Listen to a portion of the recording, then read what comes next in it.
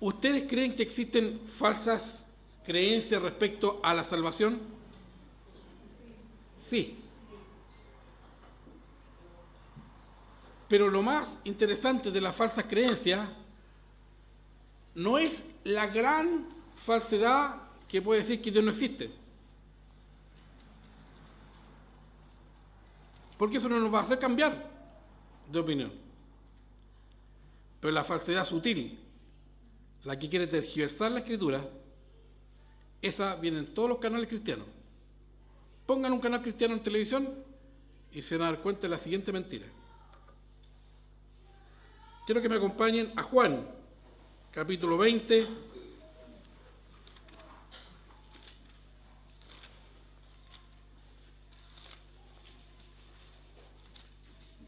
versículos 30 y 31.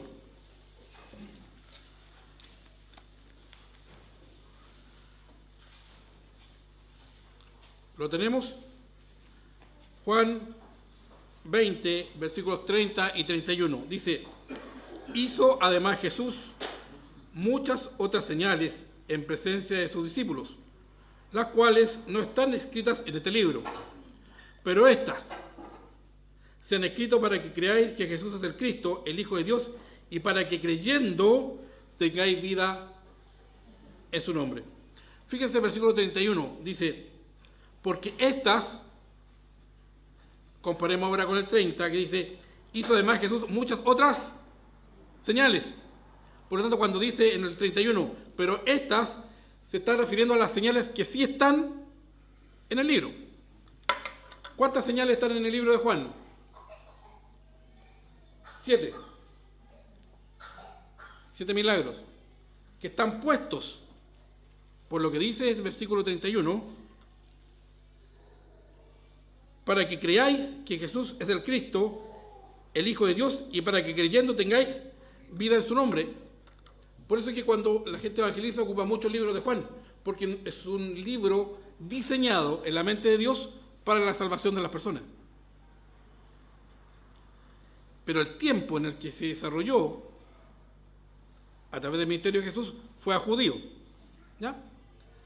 Pero lo interesante de la falsa doctrina, que ustedes agarran cualquier canal de televisión cristiano, entre comillas, el otro día nomás la escuché y dije, esto hay que aclararlo. Dijeron, aquí estos versículos, porque están hablando del reino, el reino de Dios, que la iglesia tiene que llamar al reino y tiene que instaurar el reino. Nada más fuera de contexto. Pero lo interesante es que, basándose en este versículo, la persona que enseñaba decía que aquí hay 3 grandes palabras que se repiten en todo el libro, que son la columna vertebral del libro: señales, creer y vida. Por lo tanto, la iglesia tenía que, para poder que la gente creyera y tuviese vida, ¿qué necesitaba? Señales. Para establecer el reino de Dios. ¿Se dan cuenta de la sutileza grande? Con este versículo justificaron todo lo que hacen. Que gente coja, así que coja, o menos coja, o para la tele. Justifican la salvación a partir de ver.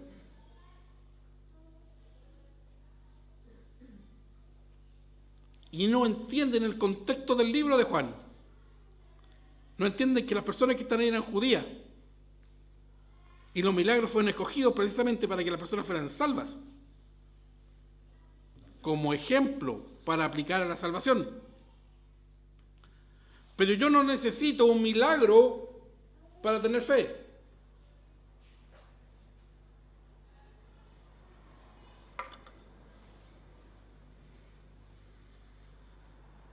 Yo no necesito que Dios, mi casa quedó intacta. Entonces, como quedó intacta, ahora tengo fe.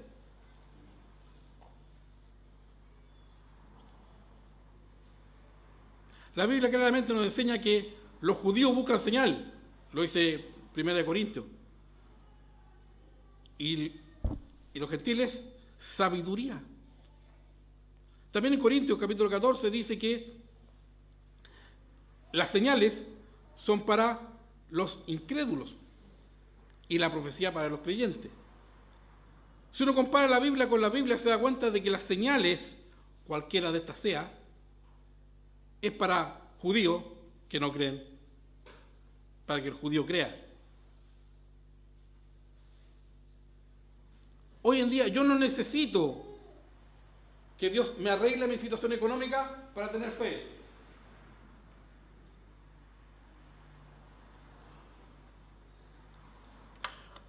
Yo no necesito que Dios tenga que salvar a un familiar de alguna enfermedad para que yo tenga fe. Él puede, sí, pero es soberano.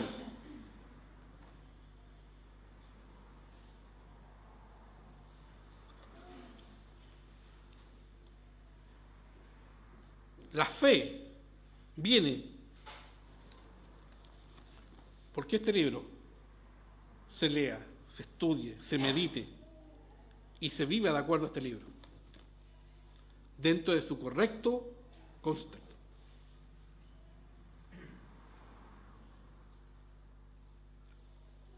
Una sutil, casi bíblico. Creer y vida. Pero para las dos cosas, aplique señales.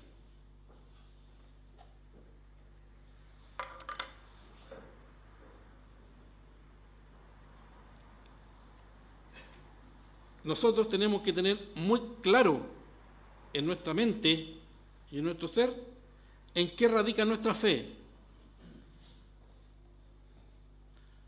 para que esa fe pueda impactar la vida de otras personas. Por lo tanto, como iglesia no podemos hacer las cosas al lote, como diría un buen chileno. No se puede hacer las cosas en forma desordenada. ¿Por qué no se puede hacer las cosas en forma desordenada? ¿Por qué no?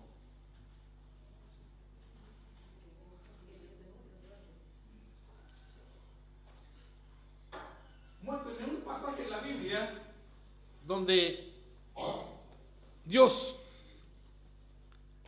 haya hecho algo que no tenga un orden en la forma en que Él desarrolló las cosas.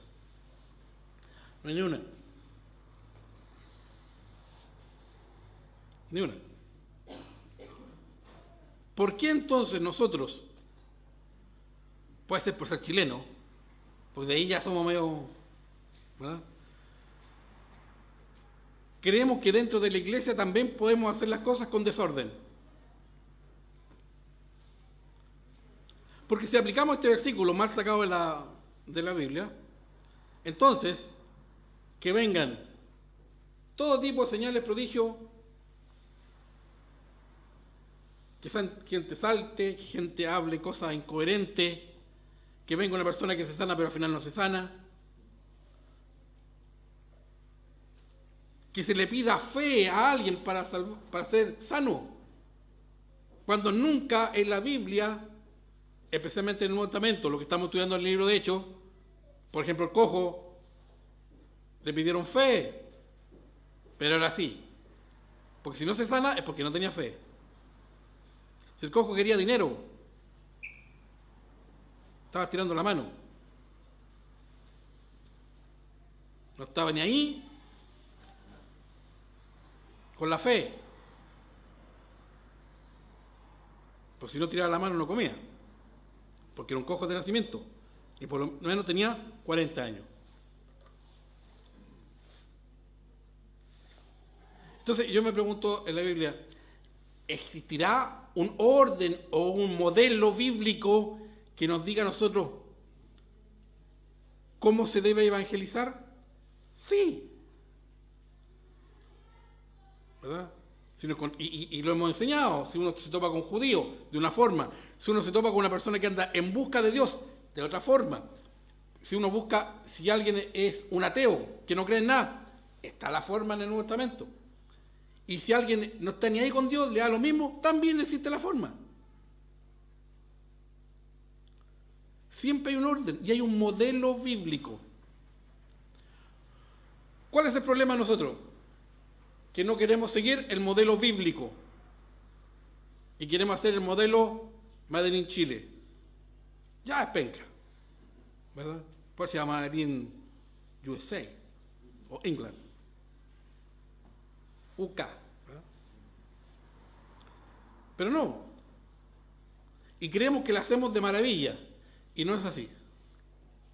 Lo que vamos a ver hoy día es el modelo bíblico para saber a quién evangelizar.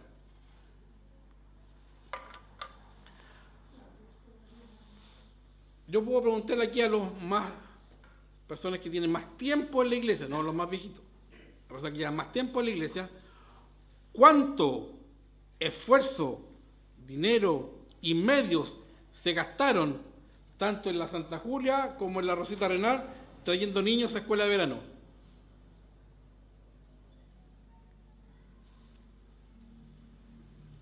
Todo esto.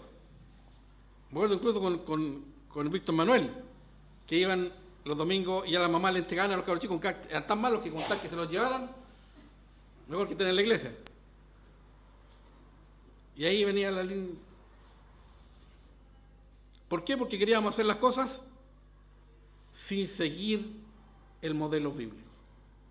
Lo que vamos a ver hoy día es el modelo bíblico. ¿A quién evangelizar? No cómo, ya vimos cómo, sino que a quién le damos. ¿Existirá el modelo? Sí. Fíjense, primer convertido en el Nuevo Testamento, en el libro de Hechos,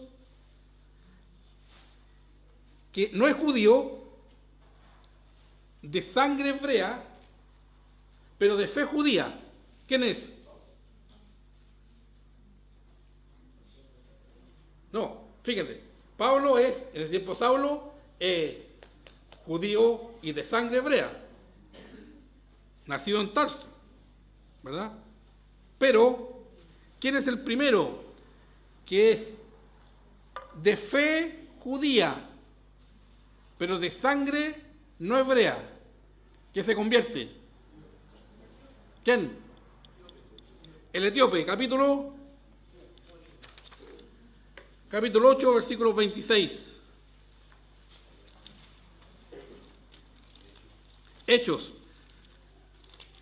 capítulo 8. Versículo 26 en adelante.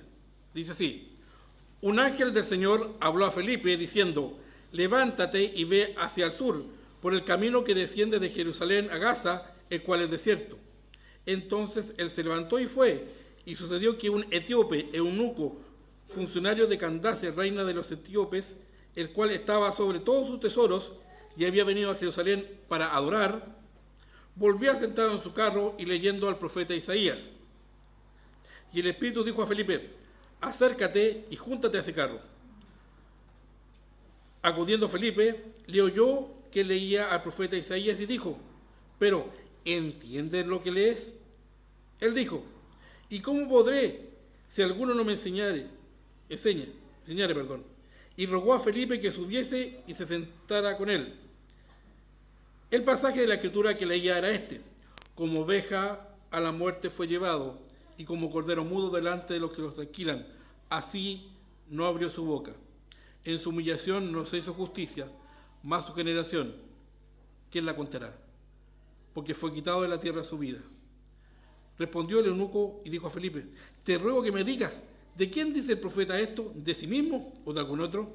Entonces Felipe, abriendo su boca y comenzando desde esta escritura, le anunció el evangelio de Jesús. Características de este varón, más allá de su función física, que es eunuco, ¿verdad? ¿Qué es lo que dice la Biblia de él? Sí. ¿Pero cuál es la característica que tiene? ¿Quién es este eunuco? Funcionario. ¿Qué rango tiene? ¿Qué dice? ¿Qué dice la Biblia? El que está sobre todos sus... El ministro de Hacienda. El que maneja las platas. A ese nivel. El primer convertido es una persona de influencia. No es un pelagato por allá abajo. No. El primer convertido, fíjense el nivel. Característica, un hombre de influencia. Política y económica. Segundo convertido, ¿quién? Que no es judío. Cornelius. Porque era latín, ¿verdad? Cornelius. Capítulo 10. Versículos 1 y 2. Lo tenemos, Hechos 10, 1 y 2. Había en Cesarea un hombre llamado Cornelio, centurión de la compañía llamada La Italiana, piadoso y temeroso de Dios con toda su casa, y que hacía muchas limosnas al pueblo y oraba a Dios siempre. ¿Quién es Cornelius? Un soldado. ¿Qué más? ¿Qué dice la Biblia de él? Centurión, es decir, usaba un tremendo cinturón aquí, como lo de la lucha, ¿no? ¿Es eso o no? ¿Qué significa que es un centurión? Tenía 100 bajo su mando. ¿Ya? ¿Qué tipo de soldados eran? Romanos. ¿Qué tipo? ¿Cómo de nacionalidad?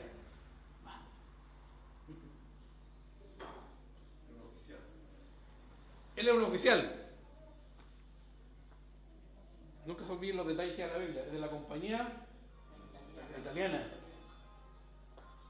Lo que está aquí es exactamente lo mismo que pasó anoche en la elipse, cuando cayó los paracaidistas.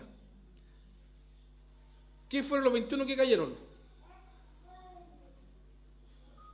La compañía Pelentaro, los paracaidistas, en la parada militar. Fuerza de élite.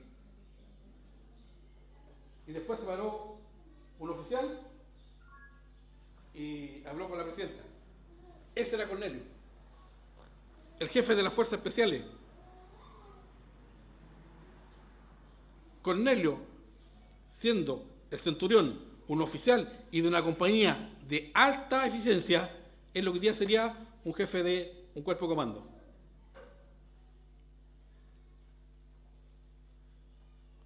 No era un soldado simplemente. Ese es el nivel del segundo convertido. Característica, piadoso, un hombre excelente, pero no era cristiano. Porque ¿qué hacía este hombre? Según el versículo 2, era piadoso y temeroso de Dios. Con toda su casa, fíjense cómo él tenía un control absoluto de su casa. Y que hacía muchas limosnas al pueblo y oraba a Dios siempre. Es un hombre que andaba en busca de Dios, pero no es cristiano. A esta altura, el único que es medio cristiano, pero medio gentil, es el etíope. Y este es el primer, ni de fe judía, ni de sangre hebrea, pero tenía cierto aprecio por el pueblo de Israel. ¿Se fija que cada vez vamos más separándonos? Fíjense en los versículos 21 y 22.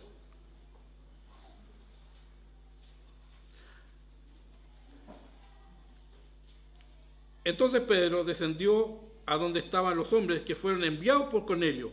Les dijo: he aquí, yo soy el que buscáis. ¿Cuál es la causa por la que habéis venido? Ellos dijeron: Cornelio, el centurión, varón justo y temeroso de Dios, y que tiene buen testimonio en toda la nación de los judíos. Ha recibido instrucciones de un santo ángel de hacerte venir a su casa para oír sus palabras. Aquí tenemos una persona no judía, de fe no judía, de sangre no hebrea, pero que amaba al pueblo de Israel. Versículo 24 del mismo capítulo. Al otro día entraron en Cesarea y Cornelio los estaba esperando, habiendo convocado a sus parientes y amigos más íntimos. Características de este hombre: en lo militar, un oficial de una de las compañías de fuerzas especiales más importantes de la época, que amaba al pueblo de Israel. Pero no tan solo eso, era el jefe conceptual de su hogar y era un líder con sus amigos. Porque él mandó a los soldados y los soldados fueron de chasca. Pero ahora a sus amigos y a sus familiares los invita a la casa y los amigos vienen. Un hombre de liderazgo. Características de las personas que han sido evangelizadas a través del libro de Hechos. Hombres en posiciones económicas y políticas importantes. Hombres en puestos de liderazgo y que mucha gente depende de sus órdenes.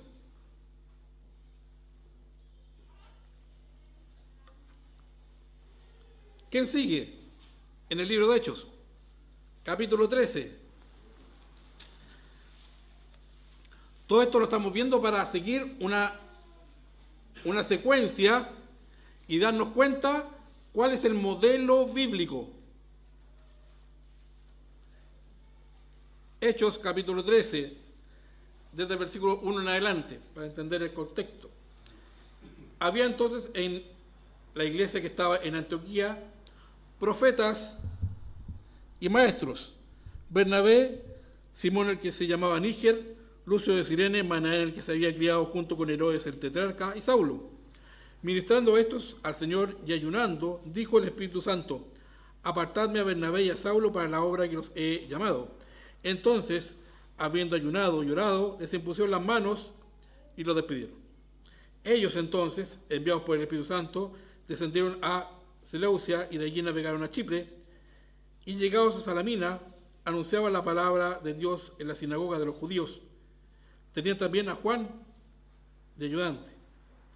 Y habiendo atravesado toda la isla hasta Pafos, hallaron a cierto mago, falso profeta, judío llamado Barjesús, que estaba con el procónsul Sergio Paulo, varón prudente. Este, llamando a Bernabé y a Saulo, deseaba oír la palabra de Dios. Pero le resistía a Elimas, el mago, pues así se traduce su nombre, procurando apartar de la fe al procónsul. Entonces Saulo, que también es Pablo, lleno de Espíritu Santo y fijando en él los ojos, dijo: oh, lleno de todo engaño y de toda maldad, hijo del diablo, enemigo de toda justicia, ¿no cesará de trastornar los caminos rectos del Señor? Ahora pues, he aquí, la mano del Señor está contra ti, y serás ciego, y no verás el sol por algún tiempo. Perdón. E inmediatamente cayeron sobre él oscuridad y tinieblas, y andaba alrededor buscando quién le condujese de la mano. Entonces el procónsul, viendo lo que había sucedido, creyó, maravillado en la doctrina del Señor. Procónsul Sergio Paulo. Buen nombre, Sergio Paulo. Características de este hombre: romano, político, puesto por Roma, ¿verdad? Andaba también deseoso de escuchar. Pero la característica es la posición de dominio que tiene este hombre sobre una serie de personas.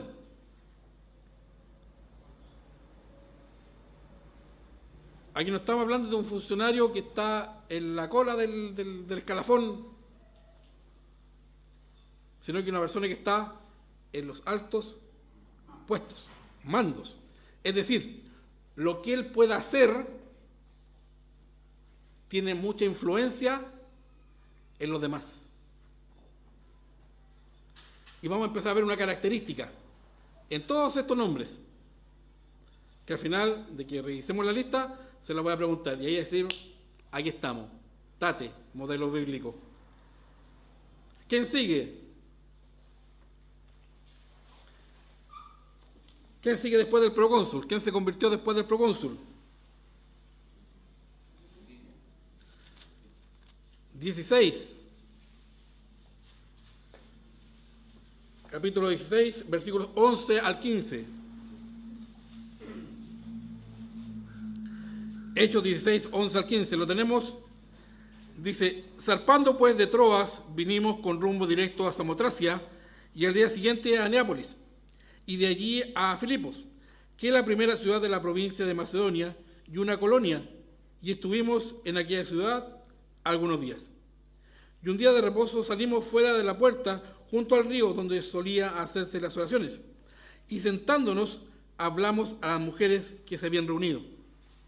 Entonces una mujer llamada Lidia, vendedora de púrpura de la ciudad de Tiatira, que adoraba a Dios, estaba oyendo, y el Señor abrió el corazón de ella para que se estuviese atenta a lo que Pablo decía. Y cuando fue bautizada y su familia, nos rogó diciendo, si habéis juzgado que yo sea fiel al Señor, entrad en mi casa y posad. Y nos obligó a quedarnos. Característica. ¿Cuál es la característica diferente a las anteriores? Obvia, es mujer. ¿Pero qué es lo que la Biblia dice de ella?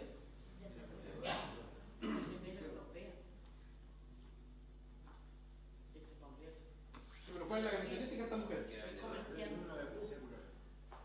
Era comerciante, vendía su brocho.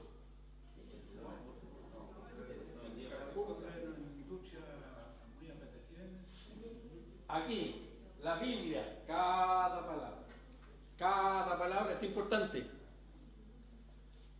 Vendedora de púrpura, no es vendedora de Super 8. Y no es que uno desprecie el Super 8, como un bueno. Hay un malargo ahora que está vendiendo 2 por 500. ¿Verdad? En el metro siempre venden 4 lucas. Pero la gracia es que la púrpura, ¿de dónde se obtiene? De un crustáceo que está en el mar. ¿Cuánto costaba sacar la púrpura? Es que es una cosa la que tiene cada uno. Por lo tanto, el costo de eso, ¿cuál es? Alto. No cualquiera tenía una prenda teñida con colores. Por lo tanto, si esta mujer vendía esto, ¿cómo era económicamente? Medios. Es decir, era una empresaria.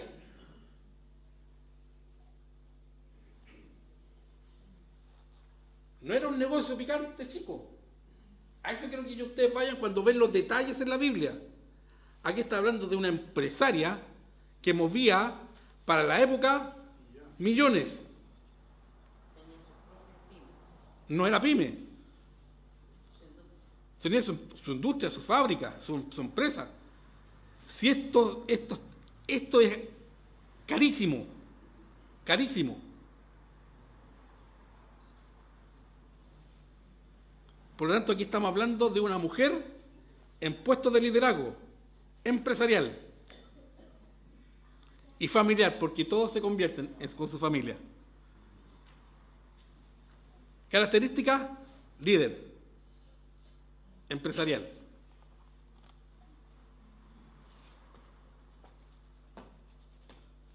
Vamos viendo. ¿Qué influencia tenía hacia abajo Lidia? Tremenda. ¿Qué pasó con los empleados que vieron que la presidenta del directorio se convirtió? En estos días pertenecía a la Sofofa.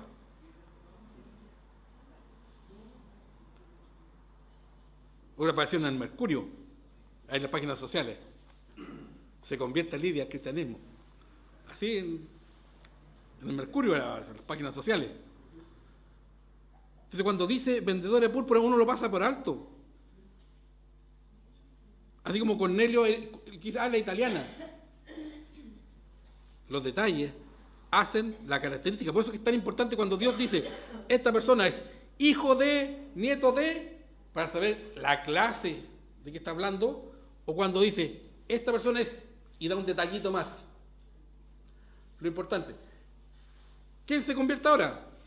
En el mismo capítulo 16.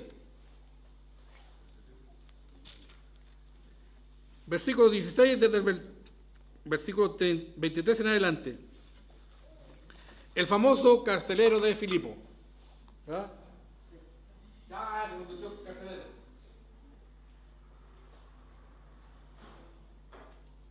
¿Habrá sido un carcelero cualquiera?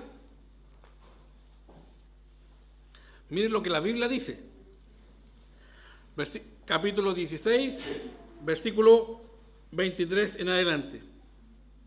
A Pablo lo tomaron precioso, ¿verdad? Dice, después de haberles azotado mucho, o sea, se las dieron, los echaron en la cárcel, mandando al carcelero que los guardase con seguridad, el cual, recibido este mandato, los metió en el calabozo de más adentro y les aseguró los pies en el cepo.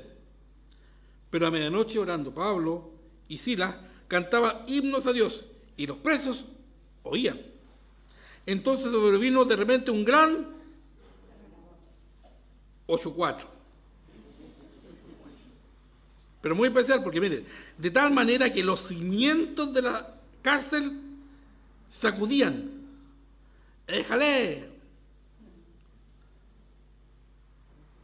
Y al instante se abrieron todas las puertas. ¡Pah! Estallaron los cerrojos. Y las cadenas de todos se soltaron. Despertando el carcelero y viendo abierta la puerta de la cárcel, sacó la espada y se iba a matar, pensando que los presos habían huido. Mas Pablo clamó a gran voz diciendo, no te hagáis ningún mal, pues todos estamos aquí. Él entonces, pidiendo luz, se precipitó adentro y temblando se postró a los pies de Pablo y de Silas y sacándolos les dijo, señores, ¿qué debo de hacer para ser salvo? Ellos dijeron, cree en el Señor Jesucristo y serás salvo tú y tu casa. ¿Quién es este carcelero?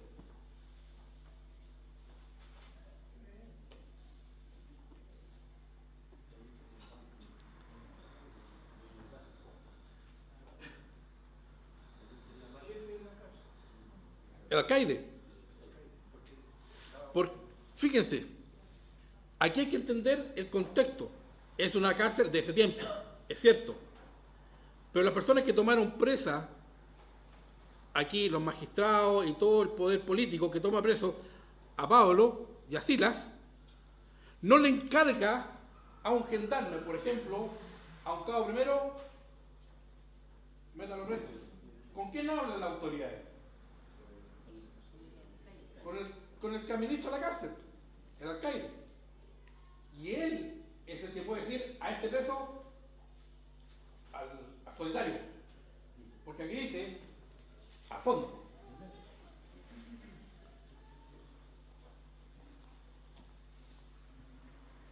Si hubiese sido un gendarme cualquiera, ¿se va a matar?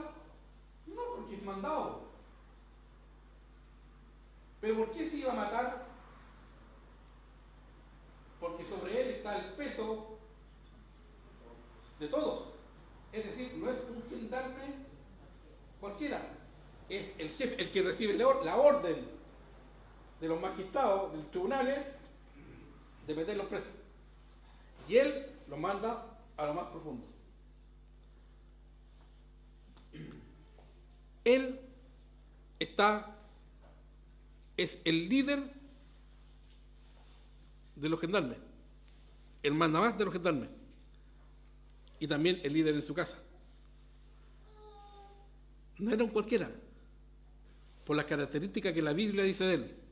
Es el que recibe la orden y el que da la orden de colocarlo en lo más profundo.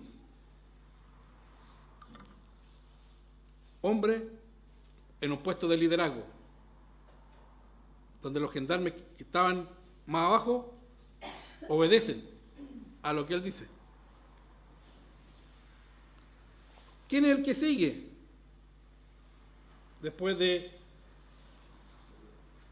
¿Quién es el próximo que sigue? Capítulo 17, versículos 30 al 34.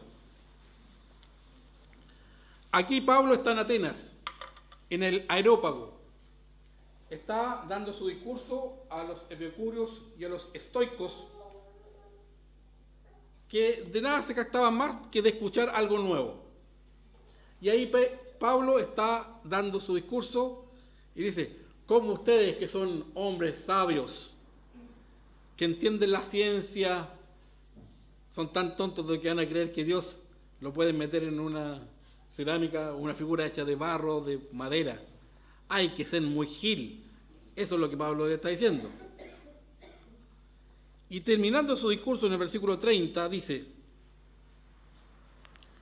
pero Dios, 17:30, pero Dios, habiendo pasado por alto los tiempos de esta ignorancia, ahora manda a todos los hombres en todo lugar que se arrepientan, por cuanto ha establecido un día en el cual juzgará al mundo con justicia, por aquel varón a quien designó, dando fe a todos con haberle levantado de los muertos.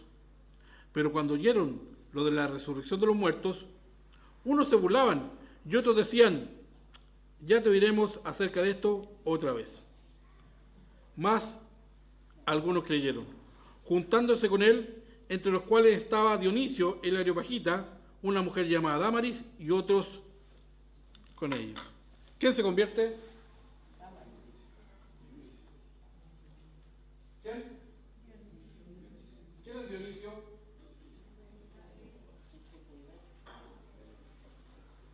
¿Quién es Dionisio? ¿Qué es un Areopagita? Para saber quién es. ¿Dónde estaba Pablo? En el Areópago. ¿Qué es el Areópago? ¿Qué es el Areópago en Grecia? ¿Han escuchado alguna palabra parecida?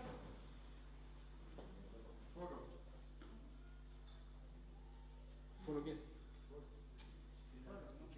No, algo parecido a Areópago.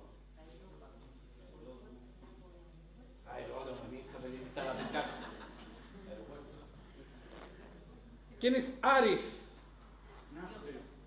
Ares. Dios griego. El Areópago es el monte de Ares, lugar que se usaba tradicionalmente en Grecia para en los tribunales de justicia. Antes de Cristo, en el año 300, 400 antes de Cristo, es el lugar donde se juntaban y juzgaban a la gente. Al tiempo de Cristo es el lugar donde está ubicada parte de la élite intelectual de la época. El Areopagita es el encargado del Areópago. Si era un tribunal, entonces debió haber sido un juez. Era la persona que tenía la administración del lugar. Como por ejemplo hoy día puede ser la administración de todo lo que sea el Congreso Nacional. La administración, no la ejecución de las leyes. La administración. La administración puede ser, por ejemplo, sí, pues, o por ejemplo el teatro municipal. No es el que hace la actuación, pero es el que tiene que estar viendo que todo funcione, que maneja gente, porque es el encargado del Areópago, es el administrador. Piensen que para administrar un edificio chico Se necesitan conserje, jardinero, el que ve la máquina de arriba, la piscina. Vamos sumando gente. Y aquí es el administrador del aerópago el que se convierte. Una persona con influencia.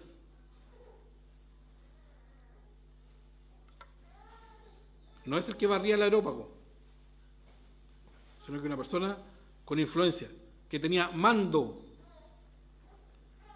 ¿Qué se sigue convirtiendo?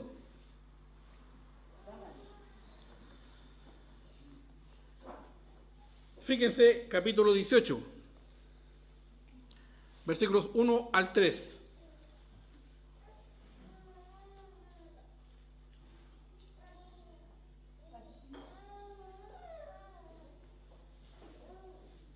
Miren, 18. Después de estas cosas, Pablo salió de Atenas y fue a Corinto.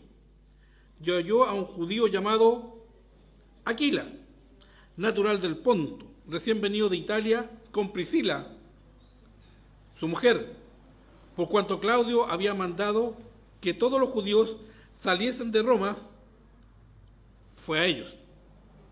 Y como era del mismo oficio, se quedó con ellos y trabajaban juntos, pues el oficio de ellos era, ¿qué dice? Hacer tiendas. Es decir, Falabella, tienda de la Polar, no está mala. ¿A qué se refiere con tiendas? Carpas. Decía, hacía carpa y le vendía a Sodimac. Sodimac pues le subía el precio. ¿Qué es una carpa en ese tiempo? Por lo tanto, ¿qué tenía Priscila y Aquila? Una pyme, un emprendedor.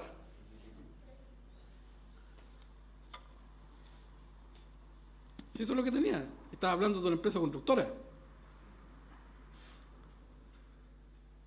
¿Cuánta gente se movía en carpa en ese tiempo? Hasta el día de hoy se sigue moviendo en carpa.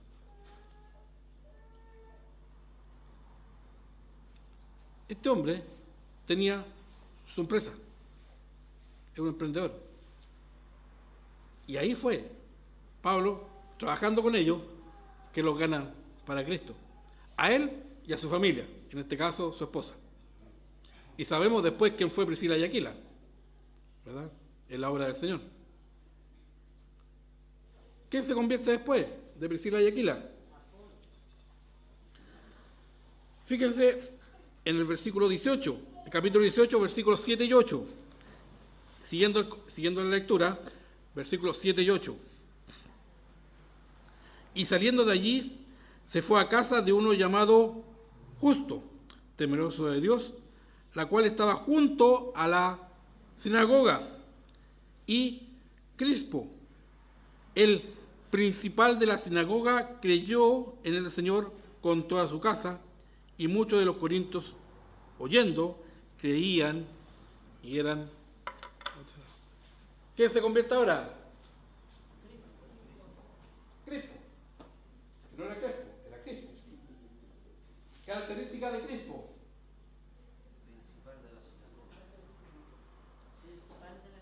No se olviden que cuando llegaban los judíos a un cierto lugar, habiendo 10, tenían que establecer una sinagoga. Pero la característica es que aquí no están en un pueblo rasca. ¿Dónde están? En Corinto. Características de Corinto. Puerto, comercio, como Valparaíso. Todos los pecados habidos por haber estaban en Corinto. Mucho dinero se movía. Por lo tanto, no tiene que haber sido una sinagoga chica. Había mucho negocio.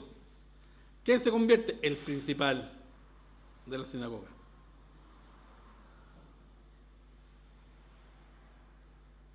Tal vez que tendría que haber sido más férreo a las creencias judaicas por su estatus, o sea, el principal de la sinagoga, el principal de los judíos, se convierte.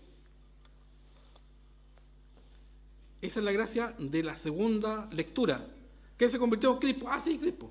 ¿Pero quién es Crispo? El principal de la sinagoga. ¿Qué pasa con el judío cuando ve que el jefe es el que se convierte en la sinagoga? ¿Cuál es la influencia de Crispo en los otros de la sinagoga? ¿Cuál es la influencia de Priscila y Aquila en todas las empresas que hacían tiendas? ¿Cuál es la influencia de Lidia con todos los empleados que tenía? ¿Cuál es la influencia de Cornelio con todos los soldados? ¿Cuál es la influencia que tenía el carcelero con todos los gendarmes? ¿Termina aquí? No. Siguiente convertido, Apolos, capítulo 18, versículos 24 al 28. Llegó entonces a Éfeso un judío llamado Apolos, natural de Alejandría, varón elocuente, poderoso en las Escrituras.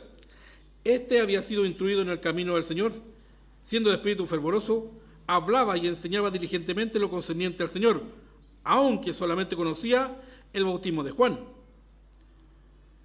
Y comenzó a hablar con denuedo en la sinagoga. Pero cuando le oyeron Priscila y Aquila, los que antes se habían convertido, ¿se acuerdan?, le tomaron aparte y le expusieron más exactamente el camino de Dios. Y queriendo él pasar a Acaya, los hermanos le animaron y escribieron a los discípulos que le recibiesen. Y llegando él allá, fue de gran provecho a los que por la gracia habían creído, porque con gran vehemencia refutaba públicamente a los judíos, demostrando por las Escrituras que Jesús era el Mesías, el Cristo. ¿Qué se convierte aquí? Un orador extraordinario. Un hombre que con lo poco que sabía estaba dispuesto a pararse frente a cualquiera y defender su fe, aun cuando conocía solo hasta el bautismo de Juan. No sabía de Jesús.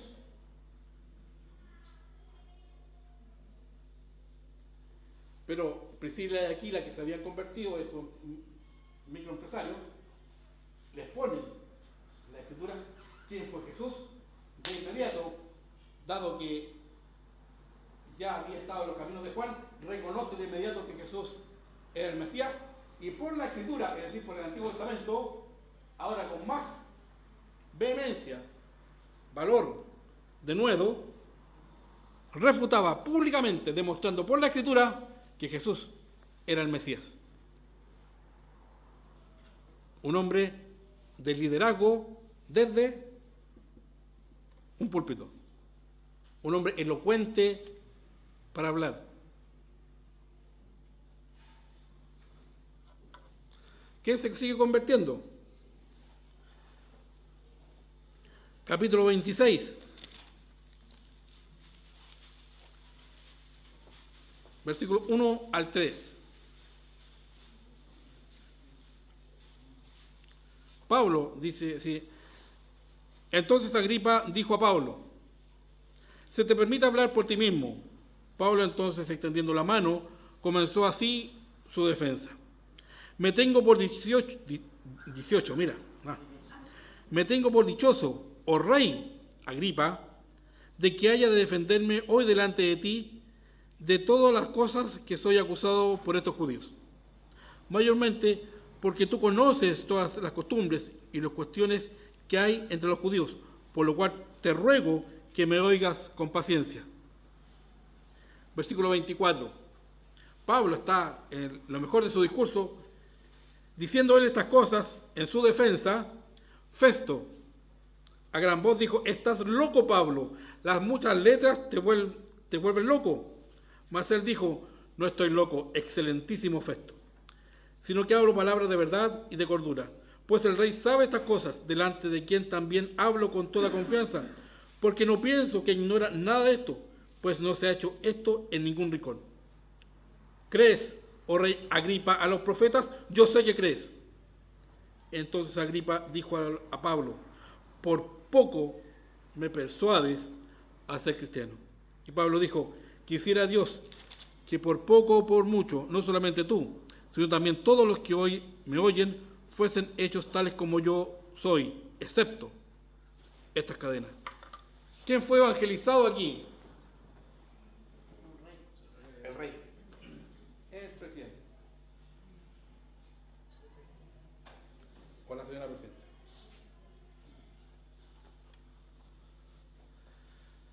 Y estaban acá otra gente de importancia, Festo, y la señora de Festo, que era terrible.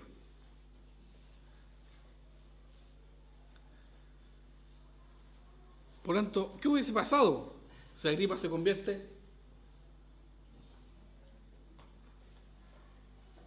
¿Qué hubiese pasado con el nivel de influencia que Agripa tenía en toda la corte, en todo el país? Satanás fue tan astuto, que hace que se meta Festo. Le vuelve la perdiz a Agripa, y Agripa, que estaba a punto, tenga que decidir, pesó más algo en la vida de él que ser cristiano. Pero le dice por poquito.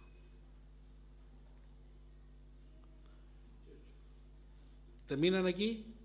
No, fíjense quién sigue en la lista de convertidos, o por lo menos personas evangelizadas. Capítulo 27, versículos 21 al 31. Pablo es llevado a Roma. La embarcación en la cual está naufraga. Todos piensan que se van a morir. 21 dice: entonces Pablo, como hacía ya mucho que no comíamos, puesto en pie en medio de ellos, dijo: había sido por cierto conveniente, oh varones, haberme oído y no zarpar de Creta, tan solo para recibir este perjuicio y pérdida. Pero ahora os exhorto a tener buen ánimo, pues no habrá ninguna pérdida de vida entre vosotros, sino solamente de la nave. Porque esta noche ha estado conmigo el ángel de Dios. ¿Quién es el ángel de Dios? Jesús. De quien yo soy y a quien sirvo. Diciendo: Pablo, no temas, es necesario que comparezcas ante César. Y aquí Dios te ha concedido todos los que navegan contigo. Por tanto, oh varones, tened buen ánimo, porque yo confío en Dios que será así como se me ha dicho. Con todo, es necesario que demos en alguna isla. Venida la 14ª noche y siendo llevados a través del mar Adriático, a la medianoche, los marineros sospechaban que estaban cerca de tierra, y echando la sonda hallaron 20 brazas, y pasando un poco más adelante, volvieron a echar la sonda, hallaron 15 brazas, y temiendo dar en escollos, echaron 4 anclas por la popa, que ansiaban que se hiciese de día. Entonces los marineros procuraron huir de la nave y echaron el esquife al mar. Aparentaban como que querían largar las anclas de proa. Pero Pablo dijo al centurión y a los soldados: si estos no permaneciesen en la nave, vosotros no podéis salvaros. ¿Con quién habla? Y el centurión había escuchado todo el discurso de Pablo, toda la evangelización de Pablo. Fíjense lo que pasa con el centurión después, capítulo 27, versículos 42 en adelante. Entonces los soldados acordaron matar a los presos para que ninguno se fuese nadando. Pero el centurión, queriendo salvar a Pablo, les impidió este intento y mandó que los que pudiesen nadar se echasen en los primeros y salieran a la tierra, y los demás parten tablas, parten cosas de la nave. Y así aconteció que todos se salvaron saliendo a tierra. ¿Cuál es el testimonio de Pablo? De nuevamente, el encargado de la tropa militar en el barco. Conmovió la vida de este hombre, del jefe militar del barco. Y fue el jefe militar, el oficial, que impidió la muerte. Y dijo, hagan como Pablo había dicho. Se perdió solamente la nave. ¿Termina ahí? No. Capítulo 28, versículo 1.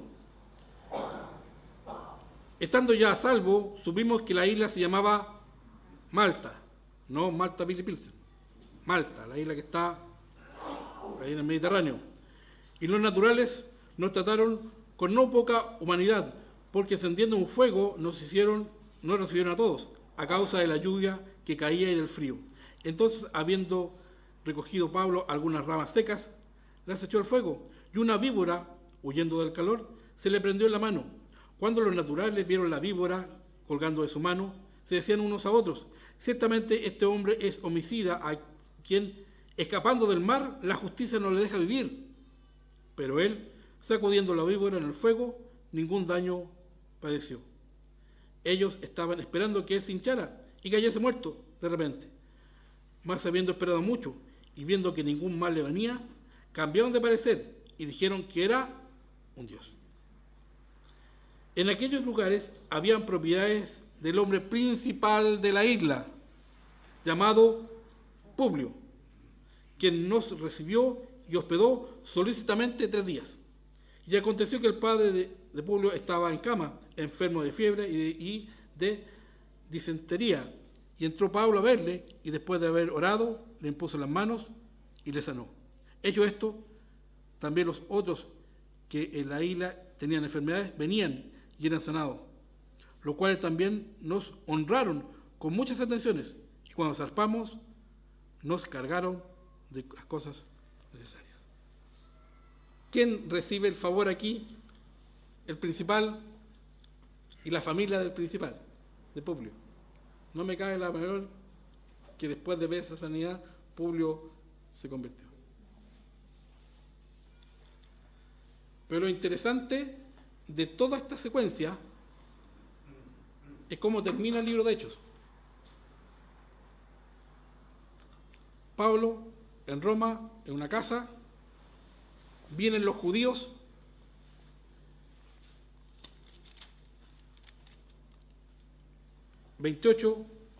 versículo 23. Y habiendo señalado un día, vinieron a él muchos a la posada, a los cuales les declaraba y les testificaba el reino de Dios desde la mañana hasta la tarde, persuadiéndolos acerca de Jesús, tanto por la ley de Moisés como por los profetas, porque eran judíos, ¿verdad? Y algunos se asentían a lo que decía, pero otros no creían. Y como no estuviesen de acuerdo entre sí, al retirarse, les dijo Pablo estas palabras: bien habló el Espíritu Santo por medio del profeta Isaías a nuestros padres diciendo: ve a este pueblo y diles, de oídos oiréis y no entenderéis, y viendo veréis y no percibiréis, porque el corazón de este pueblo se ha engrosado, y con los oídos oyeron pesadamente, y sus ojos han cerrado, para que no vean con los ojos, y oigan con los oídos, y entiendan de corazón, y se conviertan, y yo los sane. Sabed pues que a los gentiles es enviada esta palabra de salvación, y ellos oirán. Pablo pensaba que ya los judíos no querían creer, y los gentiles iban a creer. Por 2000 años los gentiles han creído. Pero ¿cuál es la condición actual de la iglesia? Actual de la iglesia, de nuestra iglesia. Exactamente lo mismo. Fíjense lo que dice versículo 27. Porque el corazón de este pueblo se ha engrosado, y con los oídos han oído pesadamente.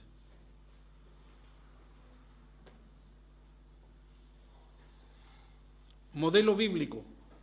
Hemos recorrido todo el libro de Hechos, viendo diferentes personas, todos líderes en su área, todas personas de influencia y jefes de hogar. Hasta Lidia, la jefa de su hogar, como con todos. todos, en puestos claves. Y todas personas que al ser ganadas para Cristo, su influencia era grande para el crecimiento del cristianismo. No hay ninguno que haya sido un cualquiera de los que la Biblia denota.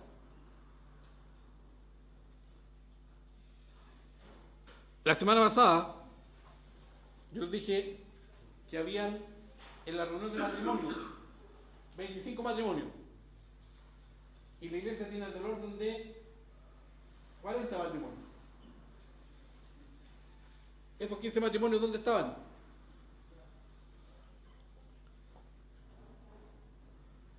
La mayor línea de influencia para evangelizar es pegarle al líder. Y el líder más cercano que nosotros conocemos, porque el que tenga contacto con la señora presidenta, evangelice. Pero el contacto más cercano que nosotros tenemos con líderes son con los jefes de hogar.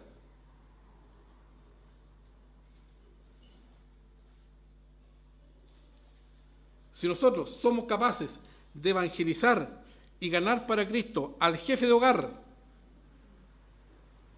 ganamos para Cristo a la familia. Modelo bíblico. ¿Cuánto tiempo esta iglesia gastó en ir a buscar niños?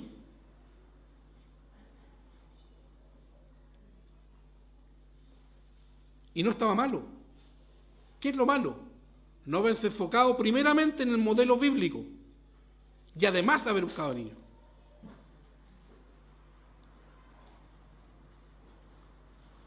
Si seguimos el modelo bíblico, como lo hemos tratado de hacer con Iván en las reuniones de matrimonio, donde, por ejemplo, el Iván ganó para Cristo al Ronald con la Marcela y su familia. El Ronald a su hermano con su familia. Antes, Cristian con su familia, está su hijo acá. Después, este matrimonio que llegó por una invitación. ¿Cómo se llama el...? Que por una invitación llegó a la reunión de matrimonio. Patricio. ¿Con la Virginia. Con su hijo. Familias completas. Pero también, y sin querer dar un contraejemplo, pero sí, para que puedas entender, por ejemplo, la esposa, o sea, la mamá de la polola de tu hijo. Hermana Nancy. ¿Cuánto le ha costado traer a su esposo? Y traer a su hijo. ¿Cuánto le cuesta a una mujer que acepta a Cristo, porque nosotros nos enfocamos primero en eso, o en los niños, traer y arrastrar a su esposo? La Biblia sí existe, sí dice cómo, pero que va a costar, y va a costar mucho. Por eso que es responsabilidad nuestra identificar al líder de hogar y enfocarnos en la evangelización de ese líder de hogar. Va a venir el esposo, la esposa, los hijos, incluso los padres.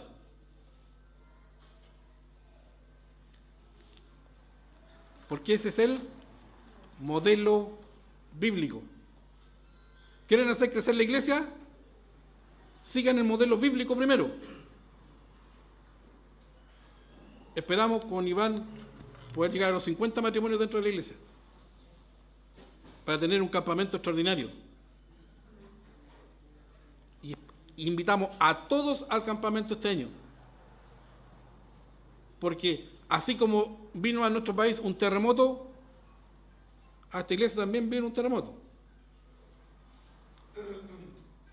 Pero Dios nos da la fuerza para no quedarnos en el piso. Nos da la fuerza para levantarnos y decirle, vamos a hacer el mejor campamento que hemos hecho. Pero para eso lo necesitamos a todos ustedes, como familia, apoyando a la iglesia. Y necesitamos a todos ustedes, como jefes de hogar, predicándole a otros jefes de hogar.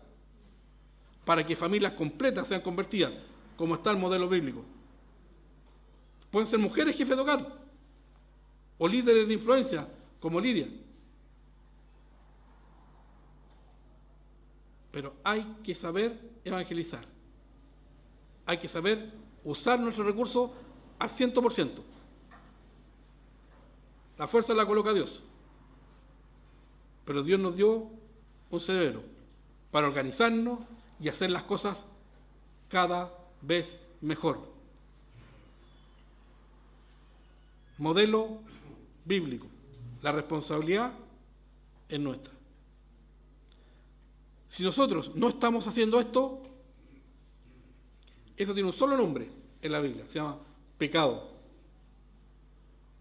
Y cada uno de nosotros vamos a tener que dar cuenta a Dios.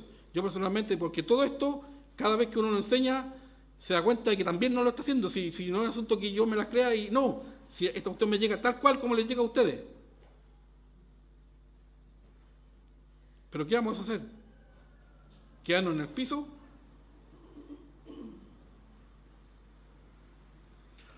¿Cuál es la característica del chileno frente a la adversidad? La bandera puesta en alto. Cuando fue el terremoto, ¿se acuerdan? ¿Cuál fue la foto que recorrió el mundo? La bandera en alto.